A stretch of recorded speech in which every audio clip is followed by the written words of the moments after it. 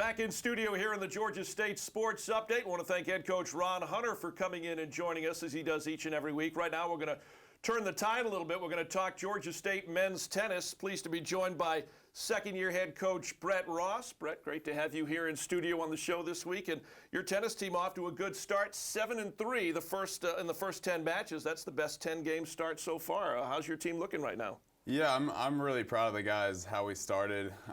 We've got a really young team. I've came here a year and a half ago, and to be at this point where we are right now, this quickly, I'm really happy. Now, you're a Wake Forest guy, if I've got that correctly. You played at Wake Forest. You were an assistant coach at Wake Forest, now the head coach at Georgia State. Talk a little bit about the transition, say, from an ACC school as a player and assistant to the Sun Belt Conference as a head coach. Yeah, I mean, first off, I'm from Roswell, Georgia, so for me it was a homecoming. Because you're a Centennial guy. I'm a Centennial guy, yeah. So for me, I was just excited the opportunity to come back, and I feel like there's just so much potential here at Georgia State as a whole, the school, the athletics program, and especially with tennis. It's just Atlanta's just a huge tennis town. You know, as a lot of people know, there's Alta and a lot of USTA leagues, and people just love tennis here. There's a major pro tournament here as well. So I just felt like there's a lot of opportunity here. And,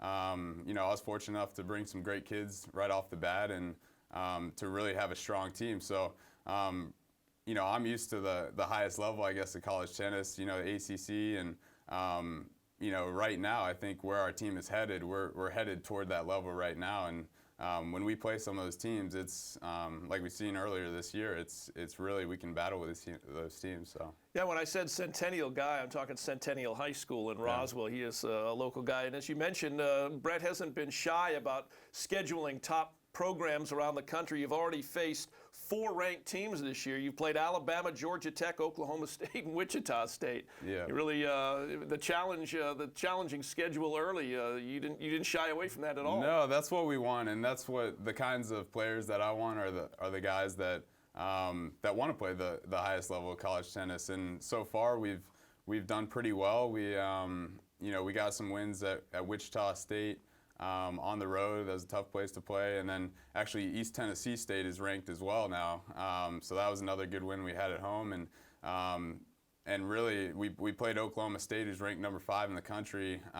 We were about a couple points from beating them, so that was a really big moment for our guys to kind of see that no matter who we play, we have a great chance because these guys are so talented. So we really came close to pulling off maybe one of the biggest wins ever in program history there, but I still think it gave us a lot of confidence. And the number 1 player right now, because they're ranked, what are they, 1 through 6? We play 6 singles matches. Yeah, so 1 through 6, your number 1 right now is a kid by the name of Giannis Koke. Let's talk a little bit about him and his game, and maybe a few of the other guys that are 1 through 6. Yeah, coming here, I was lucky enough to have Giannis on the team. I mean, he's just like a coach's dream, He's our captain. He does everything right. He's got a 4.2 GPA. He's works hard every day, and he was a freshman Sun Belt of the year, all Sun Belt first 2 years, and most likely again this year.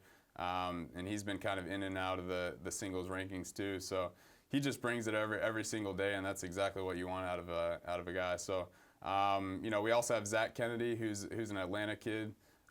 He's really coming on strong. He's had a couple ranked wins lately, and he's just a guy with a lot of potential. He's about 6'5" and one of the most athletic kids you've ever seen on a tennis court or wherever. So we also got some guys lower in the lineup that I feel like we could stick anywhere in the lineup, and it's a good problem to have. We got a lot of depth with our guys. Depth is the key word in a lot of different sports, and it sounds like you've got it with this team this year.